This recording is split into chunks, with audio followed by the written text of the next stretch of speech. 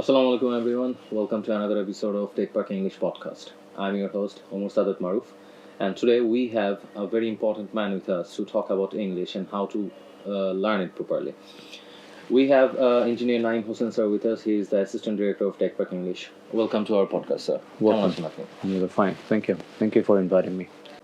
আজকে আমরা কথা বলবো how to learn English effectively. Sir, আমাদের দেশের স্টুডেন্টদের ইংলিশে শেখার যে একটা কিছু সমস্যা আছে, Right. এই বিষয়গুলো নিয়ে আজকে আমরা বিস্তারিত কথা বলবো ইনশাল্লাহ। এবং সর্বপ্রথম যে বিষয়টা আমি অ্যাড্রেস করতে চাচ্ছি সেটা হচ্ছে আমাদের স্টুডেন্টরা আমরা সবাই স্কুলে, কলেজে, ইউনিভার্সিটিতে 12, 14, 15 বছর যাবৎ পড়াশোনা করি। ইভেন আফটার দ্যাট আমাদের হচ্ছে ইংলিশে অনেক ল্যাকিংস থেকে যায়, আমরা প্রপারলি ইংলিশটা ব্যবহার করতে পারি না। একটা ল্যাঙ্গুয়েজ হিসেবে ওটাকে আমরা ব্যবহার করতে পারি না, কথা বলতে পারি না, কনফিডেন্টলি আমরা লিখতে পারি না। এটার রিজনটা কি sir? Thank you for the question. I think it's one of the most important questions that I have ever heard for learning English language. আমরা আমাদের দেশের স্কুলে, কলেজে, ইউনিভার্সিটি ইংরেজি পড়েছি, এটাকে সাবজেক্ট হিসেবে পড়েছি। আমরা এত লম্বা সময় ধরে ইংরেজির পেছনে সময় দিয়েছি এবং এটার পেছনে আমরা টাকা পয়সাও খরচ করেছি। আমরা দেখেছি ছোটোবেলায় যে আমাদের অন্যান্য সাবজেক্টের জন্য অন অ্যান এভারেজ হয়তো একটা টিচার থাকতো, আর স্পেশালি আলাদা করে ইংরেজির জন্য একজন টিচার থাকতো। তার মানে আমরা কিন্তু ছোটোবেলা থেকে ইংরেজিটাকে এক্সট্রা প্রায়োরিটি দিয়ে শেখার চেষ্টা করেছি এবং এটার পেছনে আমরা অনেক সময় দিয়েছি। আমাদের মধ্যে এটা নিয়ে অনেক ভয় কাজ করতো, এখনও করে। এটার পেছনে আমার মনে হয় যেটা কারণ, সেটা হলো যে এই যে লম্বা 20 বছর বা 25 বছর ধরে ইংরেজি চর্চা করার পরেও আমরা পারি না, এর পেছনে সবচেয়ে বড় যে কারণ সেটা হলো আমাদের দৃষ্টিভঙ্গি। আচ্ছা, আমরা ইংরেজিটা ছোটোবেলা থেকে শিখেছি এটা একটা সাবজেক্ট হিসেবে, but English is not a subject. Subject হিসেবে শিখলে সমস্যা যেটা হয়, সাবজেক্ট আমাকে সবসময় ভুল করতে এনকারেজ করে না, কারণ সাবজেক্ট যেটা হয় পরীক্ষার মধ্য দিয়ে পাস এবং ফেল এই ব্যাপারটা নির্ধারণ করে। তার মানে সাবজেক্ট আমাকে কখনো মিস্টেক করতে এনকারেজ করে না, কারণ আপনি মিস্টেক করলেই পরীক্ষায় ফেল করবেন, আপনাকে মার্কস কমিয়ে দেওয়া হবে। তার মানে ভুল করলে আপনাকে একটা পানিশমেন্ট দেওয়া হচ্ছে। সো ইংরেজিটাকে কিন্তু আমরা ওই সেন্স থেকে শিখেছি ছোটোবেলায় যে এটা একটা সাবজেক্ট, এখানে পাস এবং ফেইলের একটা ব্যাপার আছে, আমাকে এ প্লাস পেতে হবে, ভুল করলে আমার এ প্লাস না পেয়ে আমি এ গ্রেড পেতে পারি, বি গ্রেড পেতে পারি, বা ফেলও করে ফেলতে পারি। এবং এখানে ভুল করা যাবে না, সাবজেক্ট আমাকে কখনোই ভুল করতে এনকারেজ করে না। কিন্তু ইংরেজি আসলে it's not a subject, it's a language. তা আমাদের গোড়ায় ওই জায়গাটাতেই গলদ ছিল যে আমরা এটাকে সাবজেক্ট হিসেবে শিখে এসেছি সারা জীবন, এবং আমরা যদি এটা আগামী 40-50 বছর ধরে সাবজেক্ট হিসেবেই চিন্তা করি, তাহলে আমরা আলটিমেটলি ইংরেজিতে আমাদের যে জায়গাতে যাওয়ার কথা সেখানে কখনোই পৌঁছাতে পারবো না। ছোটোবেলায় যে ভয়টা ছিল সেটা বড় হয়েও থাকবে। So we must take English as a language.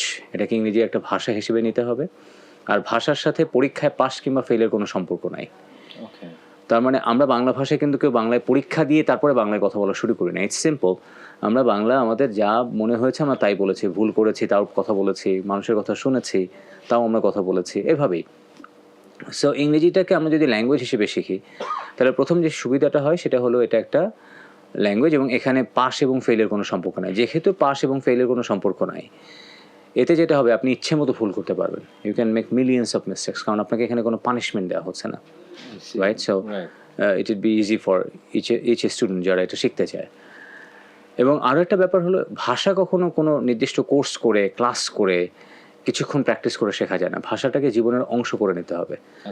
So আমাদেরকে ইংরেজি ভাষা যদি শিখতে হয় তাহলে এটাকে 24/7 প্র্যাকটিসের আওতায় নিয়ে আসতে হবে। লাইক আপনি যখন আপনার ফ্যামিলির সাথে বাসায় থাকছেন তখন ইংরেজিতে কথা বলবেন, ফ্রেন্ডের সাথে আড্ডা দিচ্ছেন তখন ইংলিশে কথা বলেন, আপনার অফিসে কলিগের সাথে কথা বলছেন ইংলিশে কথা বলেন, ভুল হোক অসুবিধা নেই, but speak in English with them. কারণ আমরা যেটা হয় ইংরেজিতে আমরা ভুল না করেই কথা বলতে চাই, হুইচ ইজ রং। ভুল না করে পৃথিবীতে কিছুই শেখা যায় না, ভাষা তো দূরের কথা, যে কোনো কাজই আসলে আলটিমেটলি ভুল না করে শেখা যায় না। কিন্তু আমাদের ক্ষেত্রে যেটা হয়েছে, আমরা ইংরেজিটাকে ভুল না করে শিখতে চাই। ইংরেজিটা আমাদের দেশে একটা প্রেস্টিজিয়াস ল্যাঙ্গুয়েজ হয়ে গেছে, কেউ যদি ইংরেজিতে ভুল করে আমরা তখন তার অ্যাকাডেমিক কোয়ালিফিকেশন নিয়ে আন্ডারস্টিমেট করতে শুরু করি, হুইচ ইজ রং। সো ইংরেজির সাথে আসলে এই যে মানুষের একাডেমিক কোয়ালিফিকেশন, সে ভালো না মন্দ, সে খুব স্মার্ট নাকি কম স্মার্ট, এই জিনিসগুলোকে কানেক্ট করার কোনো মানে নেই। এটা একটা ভাষা, কথা বলার জন্য আমাদের এটা ব্যবহার করতে হয়। আমরা যত সহজ করে নিতে পারবো এটা, আমরা ততই ইংরেজিতে সহজে কথা বলতে পারবো। দেখবেন পাকিস্তানে, ইন্ডিয়াতে, শ্রীলঙ্কাতে, নেপালে, ভুটানে ওরা কিন্তু মাল্টিলিঙ্গুয়াল, অনেকগুলো ভাষায় কথা বলে। তো ওদের দেশে তো স্টুডেন্টরা ইংরেজিতে কথা বলে, ভুল করছে অসুবিধা তো নেই, কিন্তু ওরা ভুল করাটাকে সিরিয়াসলি দেখে না। ওরা যেটাতে সিরিয়াস সেটা হচ্ছে চেষ্টা না করাটাকে ওরা সিরিয়াসলি দেখে। আচ্ছা আচ্ছা এই জন্য যারা আজকে অডিয়েন্স আছেন তাদেরকে বলবো, দেখেন আমাদের ইংরেজি কথা বলতে গিয়ে ভুল হওয়াটা খুবই নর্মাল এবং খুব স্বাভাবিক একটা ব্যাপার। ভুল করা মানে এই না যে আপনি ইংরেজি পারবেন না, বরং ইংরেজি পারার জন্য এটাই একটা স্বাভাবিক প্রক্রিয়া। আপনাকে ভুল করতে হবে, ভুল করে করে আপনাকে শিখতে হবে, এবং এটা সারাটা জীবনই করতে হবে। আমরা বাংলায় এখনও কথা বলতে গিয়ে বাংলায় এখনও অনেক ভুল করে থাকি আমরা। রাইট। সো ভুল হবে, কিন্তু আমরা চেষ্টা করি না বলেই আলটিমেটলি আমরা ইংরেজিটা পারি না।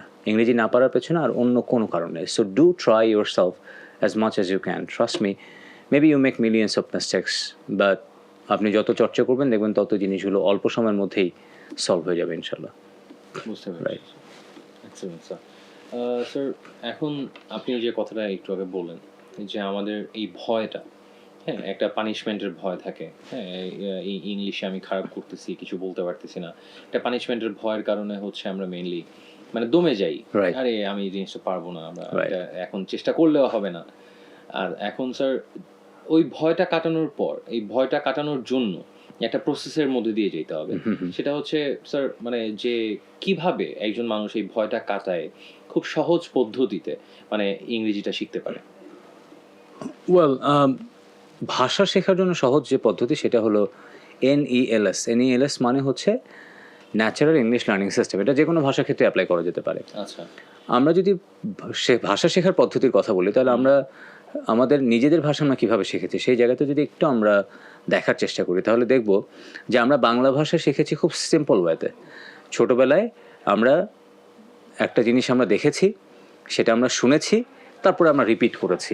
এই তিনটা কাজ আমরা করেছি নর্মালি। লেটস সে একটা কলম আছে, আমরা কলমটা দেখেছি, আমার বড় কেউ হয়তো সেটা বলেছে ওটা হচ্ছে কলম, আমরা ওটা শুনেছি, দেখেছি, তারপর আমরা ওইটার মতো করে রিপিট করে বলার চেষ্টা করেছি। That's it, nothing else. Right. তার মানে শোনা, দেখা এবং রিপিট করা, এই তিনটাই হচ্ছে ন্যাচারাল ল্যাঙ্গুয়েজ লার্নিং সিস্টেমের মধ্যে পড়ে। আচ্ছা। কিন্তু আমরা যেহেতু এখন একটা মানে বেশ বড় সংখ্যক মানুষ ওই এইজটা পার করে এসছে, আমরা ওই পদ্ধতিতে খুব ছোটবেলা থেকে শিখতে পারলে ওই পদ্ধতিটা ওয়ার্কআউট করে। আচ্ছা। কিন্তু যখন আমরা বড় হয়ে গেছি, কেউ হয়তো SSC পাস করেছে, HSC বা একটা লেভেল ক্রস করে এসছে, আচ্ছা। তখন আসলে তাদের জন্য এই পদ্ধতিতে শেখাটা বেশ difficult, because it takes long time. যদি এটা খুব এফেক্টিভ, বাট এটা অনেক লম্বা সময় দরকার, যেটা মানুষের এত পেশেন্স আসলে থাকে না। আচ্ছা।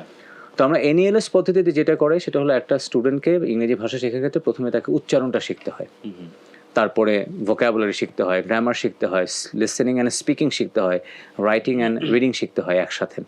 তার মানে এই সিরিয়াল মেনটেন করে যদি আমরা ভাষাটা শিখি, তাহলে আমাদের জন্য ভাষা শেখাটা সহজ হবে, এফেক্টিভ হবে এবং লং লাস্টিং হবে।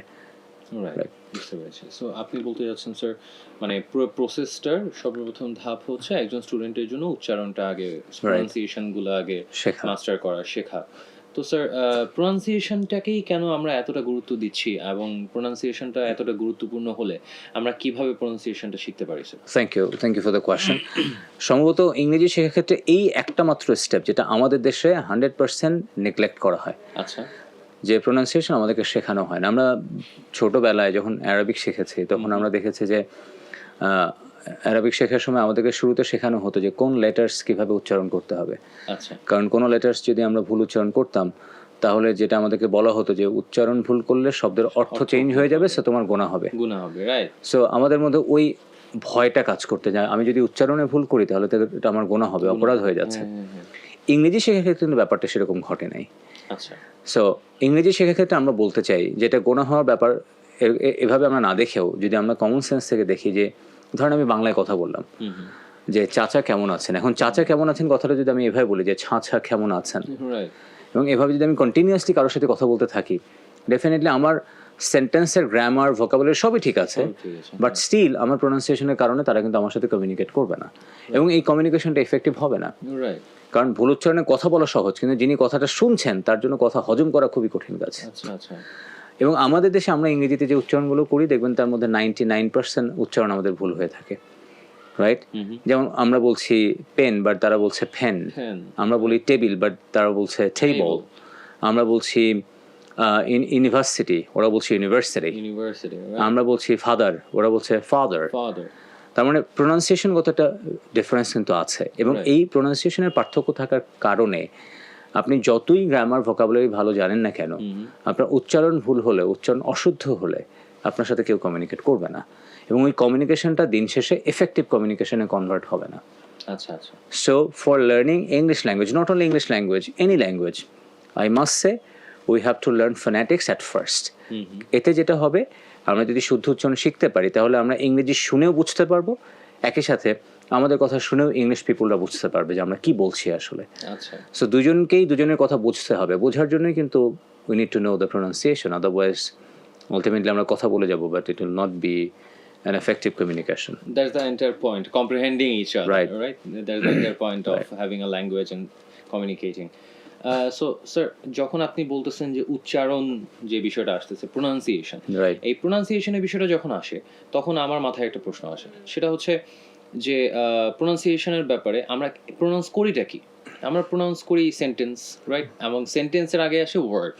হ্যাঁ, তখন আমরা যখন একটা ভাষা যখন আমরা কমিউনিকেট করতে যাচ্ছি, কথা বলতে যাচ্ছি, লেখার ক্ষেত্রে, বলার ক্ষেত্রে, সেক্ষেত্রে আমরা যথেষ্ট পরিমাণ শব্দ আমার জানা থাকা লাগবে। সেই আদারওয়াইজ আমি এই জিনিসটা করতে পারতেছি না, লিখতে পারতেছি না, প্রোনাউন্সিয়েশন তো হচ্ছেই না। Right. তো স্যার, সেক্ষেত্রে স্যার আপনার কি পরামর্শ হবে, কিভাবে আমরা ভোকাবুলারি বা শব্দ ভান্ডারটাকে আমরা ইনক্রিজ করতে পারি? Right.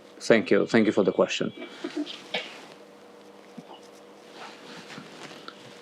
ওয়েল, আপনি ভোকাবুলারির কথা বলছিলেন। ভোকাবুলারির ব্যাপারটা আমাদের কাছে যতটা ভয়ঙ্কর মনে হয় আমাদের সেই স্টুডেন্টদের কাছে, ব্যাপারটা সেরকম না আসলে।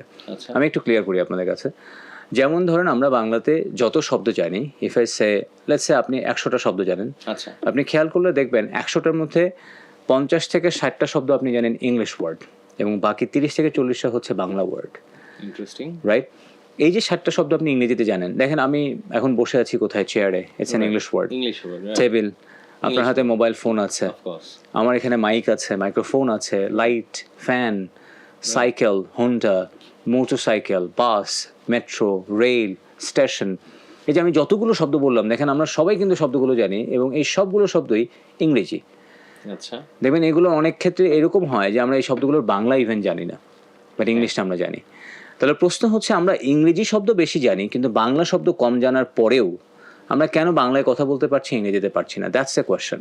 ওকে যদি সেটা হয় তাহলে এটাকে আমরা বলবো এভাবে, যে আপনি যতগুলো শব্দই জানেন না কেন, আমাদের শব্দ শেখার পদ্ধতিতে চেঞ্জ আনতে হবে। আমরা যেটা করি সেটা হলো শব্দের অর্থ মুখস্থ করি। আপনি ধরেন এভাবে 5000 শব্দের অর্থ মুখস্থ করলেন, বাট আপনি কথা বলার সময় দেখবেন আপনার ব্রেইন থেকে একটা শব্দ আর বের হচ্ছে না। কেন?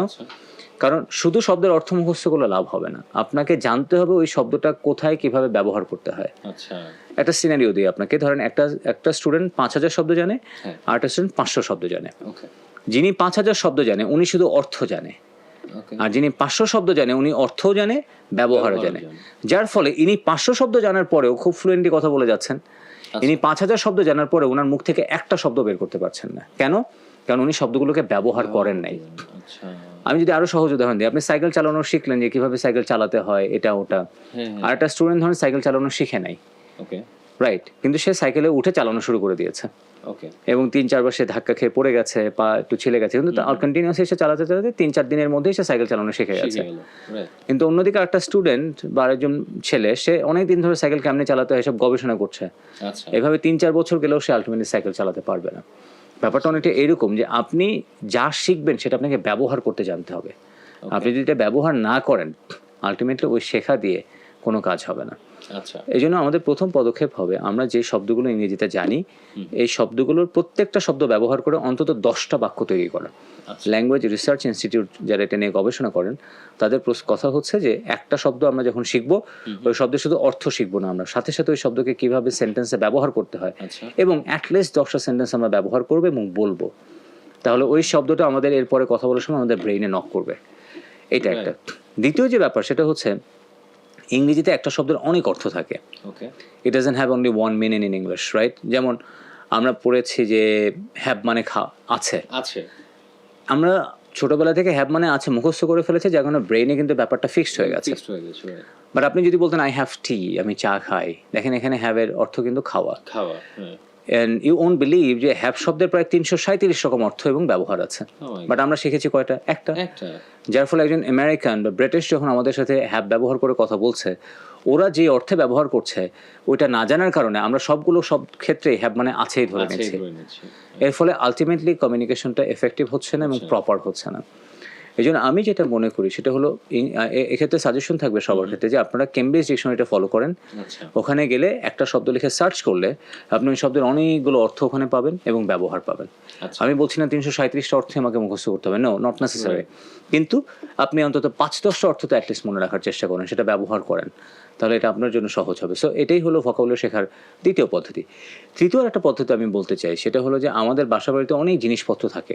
আচ্ছা এই জিনিসপত্রগুলোকে যদি আমরা এরকম করি যে জিনিসপত্রগুলোকে ওর উপর আমরা ইংরেজি নাম দিয়ে লিখে রাখলাম। লেটস আপনার বাসায় একটা চায়ের কাপ আছে, আপনি ওটার উপর লিখে রাখলেন কাপ। কাপ তারপরে ডোর, দরজার উপর ছোট্ট কাগজ দিয়ে আপনি যে স্টিকি নোট আছে বাজারে রাইট 30-40 টাকা দিয়ে কিনে হ্যাঁ, হ্যাঁ। নাম লিখে রাখলেন, দেখবেন আপনার বাসায় এরকম 1000টা জিনিসপত্র আছে মিনিমাম। আচ্ছা এবং এই প্রত্যেকটা জিনিসের ইংলিশ নাম যখন আপনি লিখে রাখবেন তখন আপনার আসলে ভোকাবুলারিটা এফোর্টলেসলি ডেভেলপ করবেন আপনি।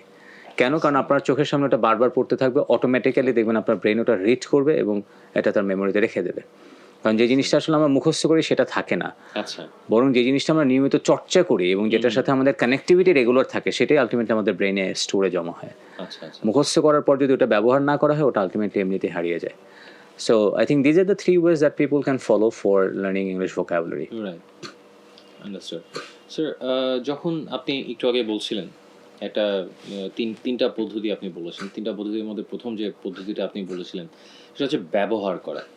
ভোকাবুলারিটাকে আমরা এফেক্টিভলি শিখতে পারবো যদি আমরা ব্যবহার করি। রাইট এখন স্যার ব্যবহারের ক্ষেত্রে আবার একটা সমস্যা এসে দাঁড়ায়, সেটা হচ্ছে আমরা ব্যবহারটা করব কি করে। রাইট রাইট, আমরা একটা শব্দ আমি জানলাম, একটা শব্দকে আমি ব্যবহার করতে হবে। এখন ব্যবহার করার জন্য আমরা ওই শব্দটাকে ব্যবহার করি একটা বাক্যের মধ্যে। জি এখন ওই বাক্যটাকে আমি প্রপারলি লিখতে হইলে অথবা বলতে হইলে এটার কিছু একটা স্ট্রাকচার আছে, স্ট্রাকচারটা আমাকে জানতে হবে এবং ওইসব স্ট্রাকচার জানতে হলে স্যার আমাদেরকে গ্রামার পড়তে হবে। রাইট।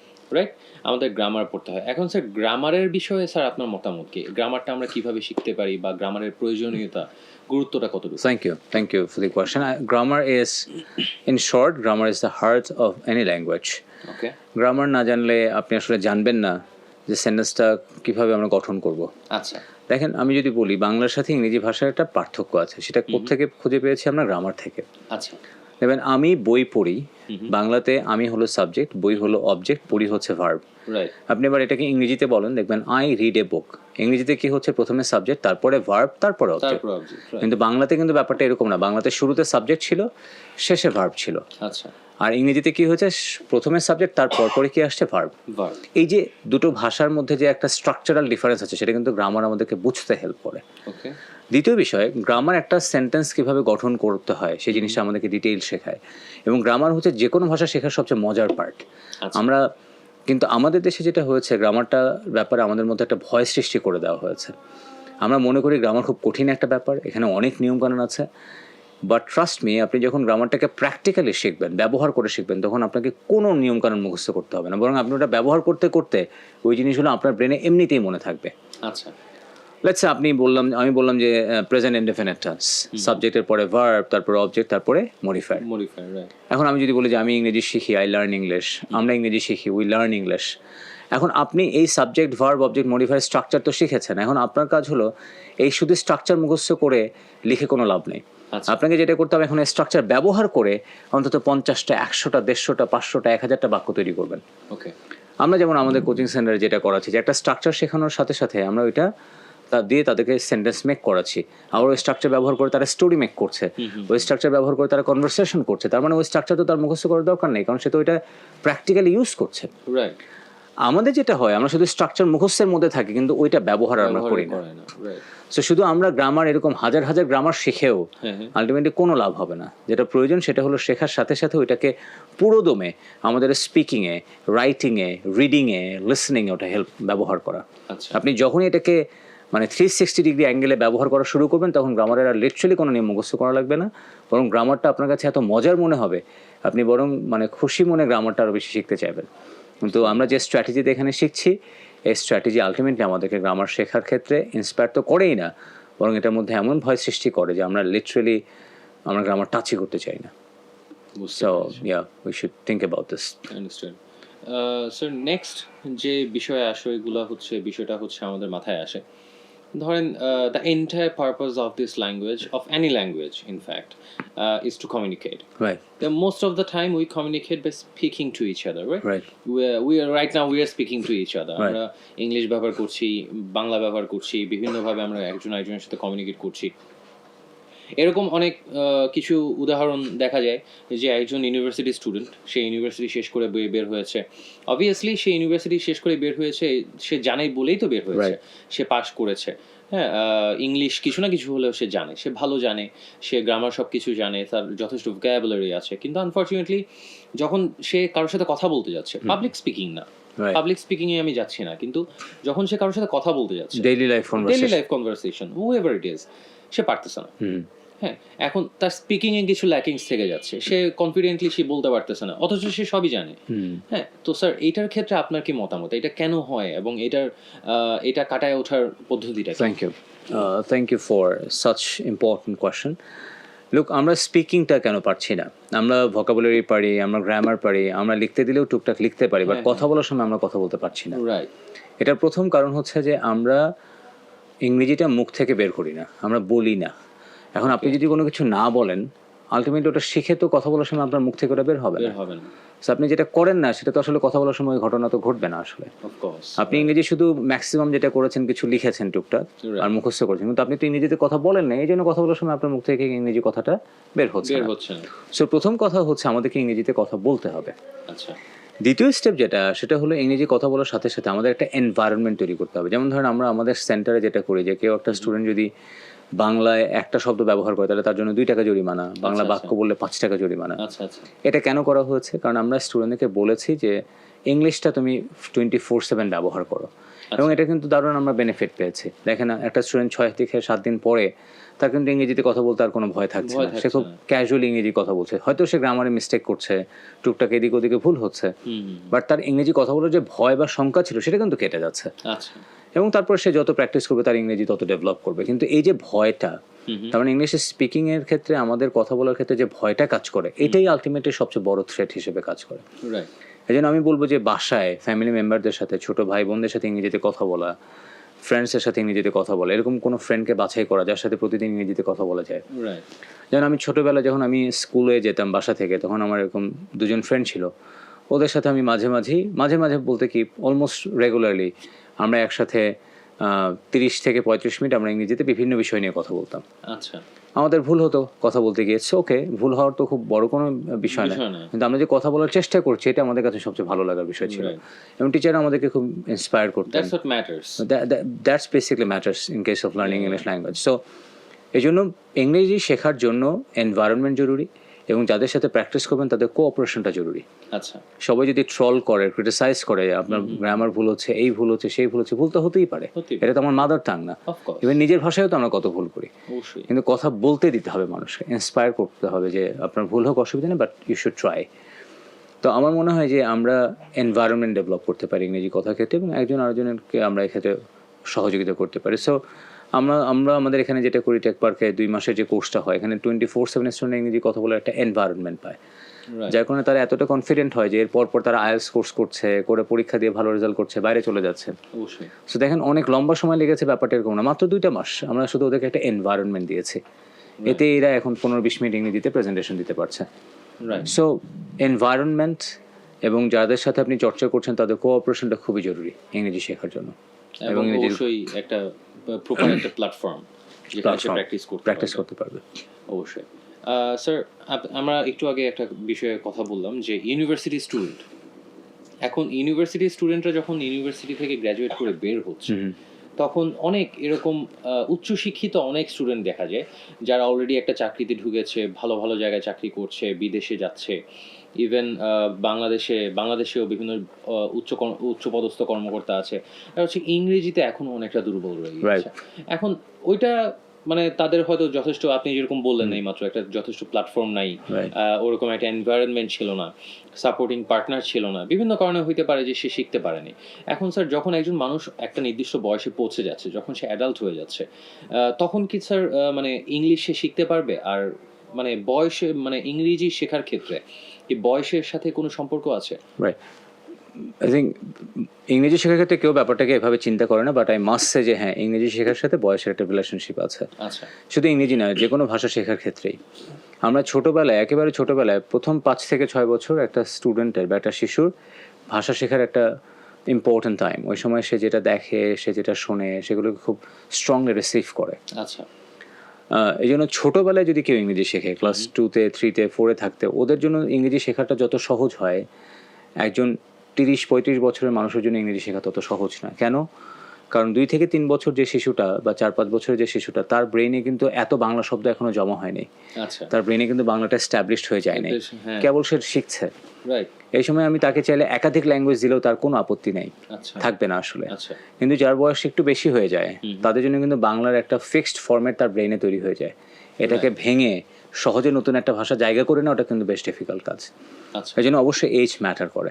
অবশ্যই দ্বিতীয় হচ্ছে আমাদের দেশের যে এডুকেশন সিস্টেম, তাতে আমার কাছে মনে হয় যে একটা স্টুডেন্টের উচিত এসএসসি পরীক্ষার পরে তার যখন একটা বড় গ্যাপ থাকে 2-3 মাস, সেই সময়টাতে তার কোনো একটা জায়গা থেকে ডে কেয়ার ইংলিশের কোর্স করে ফেলা। আচ্ছা আচ্ছা ইউনিভার্সিটিতে ফার্স্ট ইয়ার বা সেকেন্ড ইয়ারে থাকতেই আমার মনে হয় যে ইউনিভার্সিটির শিক্ষার্থীদের অবশ্যই করে নেওয়া উচিত, কারণ তারা আলটিমেটলি ইউনিভার্সিটি শেষ করে তাদেরকে চাকরিতে যেতে হবে। এরকম আমরা অনেক ভাই বোন যখন দেখেছি যে তারা ইন্ট্রোডিউস ইউর সেলফি 1 মিনিট ইংলিশে সঠিকভাবে বলতে পারছে না, রাইট অথচ সে ইউনিভার্সিটি পাশ করে আসছে। রাইট এটা ওই শিক্ষার্থীর দোষ না, দোষটা হচ্ছে এনভায়রনমেন্ট আমরা তৈরি করতে পারিনি। অবশ্যই এই জন্য আমি মনে করি যে ইউনিভার্সিটির শিক্ষার্থীদের উচিত প্রথম ফার্স্ট ইয়ার কিংবা সেকেন্ড ইয়ারে সুযোগ পাওয়ার সাথে সাথেই অন্তত 2 মাসের জন্য ডেডিকেটেডলি ইংরেজিটা শিখে ফেলা। রাইট এবং কলেজে যারা পড়ছে তাদেরও অ্যাডমিশন টেস্টের একটা প্রেশার থাকে, বাট হ্যাঁ, স্টিল তাদেরও যদি সুযোগ থাকে দে শুড লার্ন ইট। এবং এর আগে যারা মানে ক্লাস 1 থেকে 8 পর্যন্ত তো আসলে স্টুডেন্টদের একাডেমিক পড়ালেখার অনেক প্রেশার থাকে, রাইট বাট তারপরে আমার কাছে মনে হয় ছোটদেরও উচিত ছোটবেলা থেকে ইংরেজিটা শেখা। ওদের ব্রেইন এটা যতটা স্ট্রংলি রিসিভ করবে, হ্যাঁ হ্যাঁ ডেফিনেটলি বড়দের জন্য এটা এত সহজ হবে না। বুঝতে পেরেছি সো ইয়া, এজ ম্যাটার্স। তাহলে কি স্যার অ্যাডাল্টদের ক্ষেত্রে কি মানে ওদের শেখার কি পদ্ধতি আছে অ্যাডাল্টরা শিখতেই পারে ডেফিনেটলি। আমি তো বললাম যে সবার জন্য ইংরেজি শেখাটা সহজ আছে, আচ্ছা কিন্তু সময় দিতে হবে। অ্যাডাল্টরাও যদি ইংরেজি শিখতে চায় তাহলে তাদেরকে 2-3 মাসের জন্য একটা ইংলিশ এনভায়রনমেন্টে চলে যেতে হবে, রাইট তাহলে দেখা যাবে। কারণ এরা তো আসলে ইংরেজি জানে, প্রবলেমটা হচ্ছে তারা ব্যবহার করে না। ব্যবহার করে না তো তাদের যদি আমরা 2-3টা মাস একটা এনভায়রনমেন্ট দিতে পারি, হ্যাঁ, হ্যাঁ। তাহলে I believe and I strongly believe যে after 2 to 3 months they could speak in English with anyone in the world. Understood sir understood sir আমরা আমাদের সময়ের একেবারে শেষে পৌঁছে গিয়েছি। শেষ পর্যন্ত স্যার যে বিষয়টা আমি আপনাকে অনুরোধ করব আমাদের সবার জন্য আমাদের অডিয়েন্সদের জন্য সবার জন্য আপনার কিছু পরামর্শ মতামত Thank you for such question. Actually, যারা আজকের এই এপিসোডটা দেখছেন তাদের সবার জন্য আমি যেটা বলবো সেটা হচ্ছে, দেখেন, English is an international language. এটাকে ডিনাই করার কোনো সুযোগ আমাদের নেই। আমাদের প্রফেশনাল ক্যারিয়ারে, আমাদের একাডেমিক হায়ার এডুকেশনে ইংরেজির ইম্পর্টেন্স না বললেই না। সুতরাং ইংরেজি যেহেতু লাগবেই, আমার সেক্ষেত্রে পরামর্শ থাকবে, আপনারা যে লেভেলে আছেন, এসএসসি হোক, এইচএসসি হোক, university first year second year হোক, কিছুটা সময় বের করে নিন, অন্তত 2 মাসের জন্য ডেডিকেটেডলি এটার পেছনে সময় দিন। তাহলে পুরো প্রসেস যখন আপনি শিখে যাবেন, তখন ইংরেজি শেখার ব্যাপারটা সময়ের ব্যাপার মাত্র। কারণ আপনি এটা শেখার পরে নিজে যত চর্চা করবেন, তত আপনার এক্সপার্টিজ বাড়তে থাকবে। সো আমার পরামর্শ থাকবে যে আপনারা অবশ্যই যে স্টেজে আছেন না কেন, ইংরেজি শেখার জন্য সময়টা বের করে start taking the course and do practice it by yourself and with your friends. I think that will help you to develop your career and education as well. Thank you. দর্শক, আমরা এতক্ষণ পর্যন্ত নাইম স্যারের সাথে বিভিন্ন বিষয় নিয়ে আলোচনা করলাম, যেসব বিষয় সম্পর্কে আপনাদের নিজেদেরও জানার দরকার ছিল। কিছু ধাপ, কিছু বিষয় যেগুলো আপনাদের হয়তো অজানা থাকতে পারে, আপনারা নিজেরা একটু কনফিউশনে থাকতে পারেন, সেসব বিষয় নিয়ে আমরা কথা বললাম। আশা করি আপনাদের সবার অনেক ভালো হয়েছে, আপনারা জানতে পেরেছেন আপনারা কি পর্যায়ে আছেন ইংরেজির ক্ষেত্রে। আমাদের সাথে এতক্ষণ থাকার জন্য আপনাদেরকে অসংখ্য ধন্যবাদ। পরবর্তী পডকাস্টের এপিসোডের জন্য দয়া করে অপেক্ষা করবেন, এবং আজকে আমরা এখানেই শেষ করছি। আসসালামু আলাইকুম।